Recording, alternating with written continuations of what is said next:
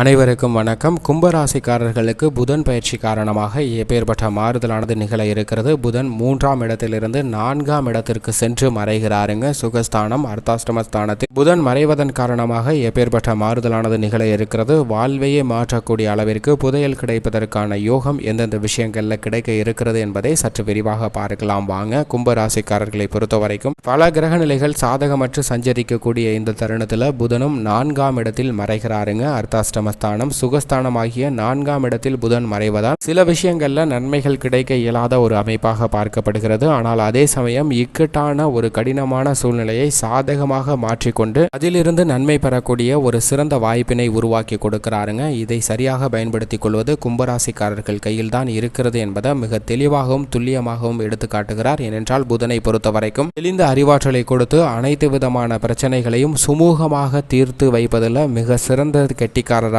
இருக்கிறாருங்க புதன்.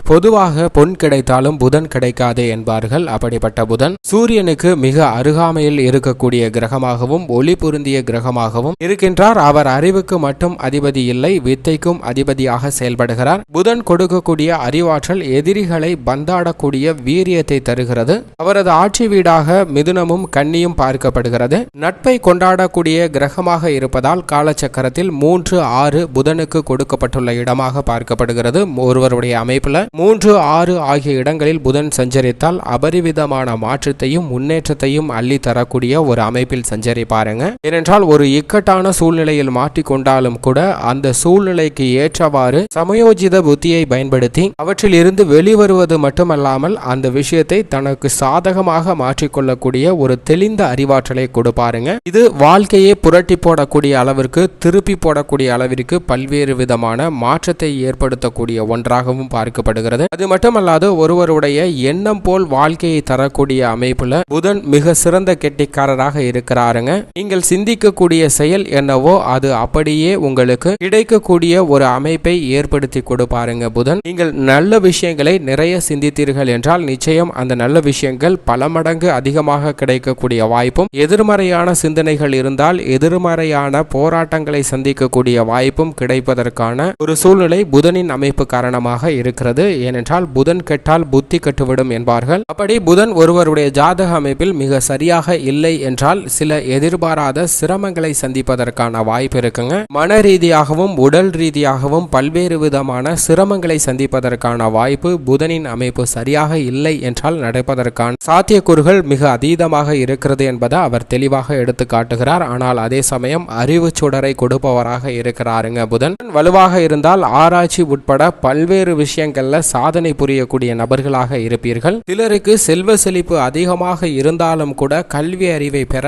இயலாத ஒரு சூழ்நிலைக்கு மிக முக்கியமான காரணமாக இருப்பவர் இந்த புதன் தாங்க. இது செல்வ செழிப்பு இருந்தால் மட்டும்தான் என்று அர்த்தம் கிடையாது. செல்வ செழிப்பு இல்லாதவர்களுக்கும் சற்று கல்வி அறிவுல பின்தங்கிய நிலையை பெறுவதற்கான வாய்ப்பு புதனினுடைய சஞ்சார அமைப்பின் காரணமாக தான் இருக்கிறது. அது மட்டுமல்லாது புதன் ஒரு நட்பு கிரகமாக இருக்கிறார். அவர் மற்ற கிரகத்தோடு இணைந்து சஞ்சரிக்கும் போது எதிர்பாராத பல அதிர்ஷ்டகரமான நிகழ்வுகள் நடைபெறுவதற்கான யோகம் நிரம்பி இருக்கிறது என்பதை தெளிவாக எடுத்து காட்டுகிறாருங்க. மேலும் புதனை பொறுத்தவரைக்கும் புத்தியை குறிப்பவர் என்று சொல்லலாம். அது மட்டுமல்லாது புதன் அறிவு, வித்தை, கணிதம், எண், ஜோதிடம், இளமை, அழகு, கம்ப்யூட்டர், மீடியா, செய்தித்தாள், பேச்சு திறன், பயந்த சுபாவம், நகைச்சுவை உணர்வு, போதிக்கும் ஆற்றல் போன்ற அனைத்தையும் அள்ளி தரக்கூடிய ஒரு அற்புதமான கிரகமாக இருக்கிறாருங்க புதன். ஒருவருடைய வாழ்வுல புகழின் உச்சியை பெற வேண்டும் என்றால் நிச்சயம் புதனுடைய அமைப்பு மிக சிறப்பாக இருந்தால் மட்டும்தான் கிடைக்கும் என்பதில் சந்தேகமே இல்லை. மேலும் புதனின் அமைப்பை பொறுத்தவரைக்கும் மிதுன ராசி அவரது ஆட்சி வீடாகவும்,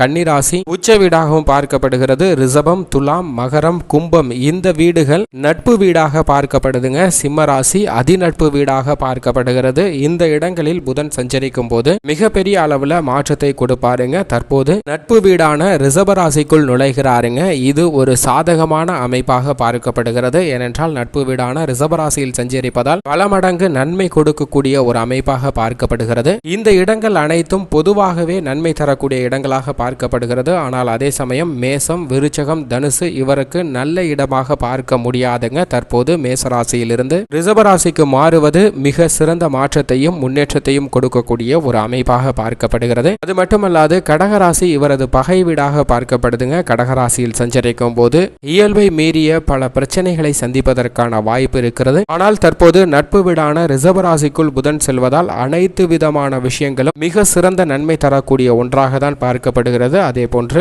மீன ராசியில் அவர் நீச்ச நிலையில் சஞ்சரிப்பாருங்க. இந்த தருணங்கள்ல பெரிய அளவிற்கு நன்மை எதிர்பார்க்க முடியாது. இப்படிப்பட்ட புதன் தற்போது நட்பு வீடான ரிஷபராசியில் சஞ்சரிப்பதால் புதையல் கிடைக்கக்கூடிய ஒரு அதிர்ஷ்ட யோகத்தை கொடுக்கிறாருங்க. இதை சரியாக பயன்படுத்திக் கொள்ளுங்கள். குடும்ப சூழ்நிலையை பொறுத்த வரைக்கும் புதனின் அமைப்பு அர்த்தாஷ்டமஸ்தானம் சுகஸ்தானத்தில் இருப்பதால் குடும்ப ரீதியாக சில அலைச்சல்கள் கூடுதலாக இருக்கலாம். ஆனால் பல்வேறு விதமான சுப நிகழ்வுகள் நடைபெறுங்க. சுப நிகழ்வுகள்ல எந்த விதமான தடையும் தாமதமும் ஏற்படாது என்பதை தெளிவாக எடுத்து காட்டுகிறார். திருமணம், சீமந்தம், குழந்தை பாக்கியம் உட்பட அனைத்து விதமான விஷயங்களும் மிக சிறப்பாக செய்து முடித்து மகிழ்ச்சி பெறக்கூடிய ஒரு தருணமாக அமைகிறது என்பதை தெளிவாக எடுத்து காட்டுகிறார். பல வருடங்களாக நீடித்த குழப்பங்கள், பிரச்சனைகள் அனைத்திற்கும் தீர்வு காணக்கூடிய ஒரு வாய்ப்பை புதன் உருவாக்கி கொடுக்கிறாருங்க. புதனின் அமைப்பு காரணமாக குடும்பத்தில் தீர்க்க முடியாத பூர்வீக சொத்துக்கள், பாக பிரிவினை, நீதிமன்ற வழக்குகள் போன்றவை சாதகமாக மாறுவதற்கான வாய்ப்பு இருக்கிறது. சாதகமாக மாறுவதோடு மட்டுமல்லாது ஏதோ ஒரு வகையில திடீரென பணவரவு கிடைத்து பொருளாதார ரீதியாக வலுவான ஒரு நிலையை அடைவதற்கான வாய்ப்பும் சூழ்நிலையும் கிடைக்க இருக்கிறது என்பதை தெளிவாக எடுத்து காட்டுகிறாருங்க. இப்படிப்பட்ட இந்த தருணத்தை சரியாக பயன்படுத்திக் கொள்ளுங்கள். உத்தியோகத்தை பொறுத்த வரைக்கும் ஜீவனக்காரராக இருக்கக்கூடிய சனி பகவான் வக்ரகதியில் திரும்புகிறாருங்க. ஜென்ம ராசியை விட்டு விலக போகிறார். எனவே நல்ல நன்மை கிடைக்கக்கூடிய ஒரு தருணமாக தான் பார்க்கப்படுகிறது. இப்படிப்பட்ட தருணத்தில்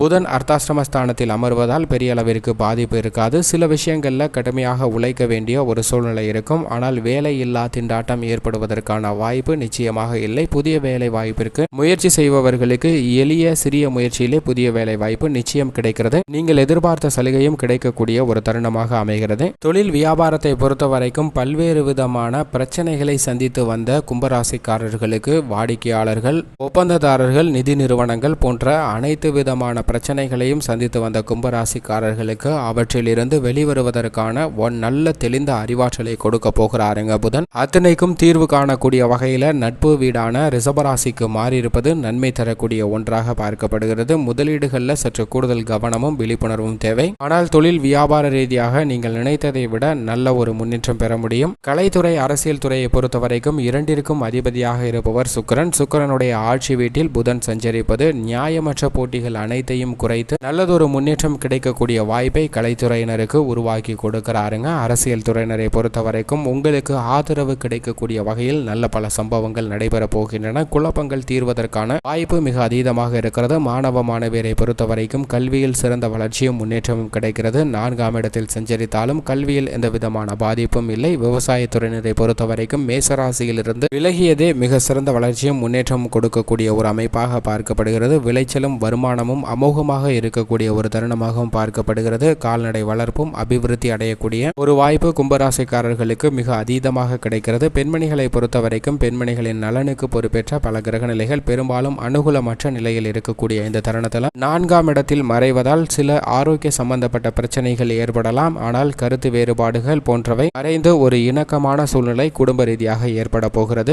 மேலும் இந்த தருணத்தை கும்பராசிக்காரர்கள் சாதகமாக மாற்றிக்கொள்வதற்கு வாரத்தில் வியாழக்கிழமை விரதமிருந்து அருகாமையில் உள்ள விநாயகர் ஆலயம் சென்று வழிபாடு செய்யுங்கள். நிச்சயம் நல்ல பலன் கிடைக்கும்.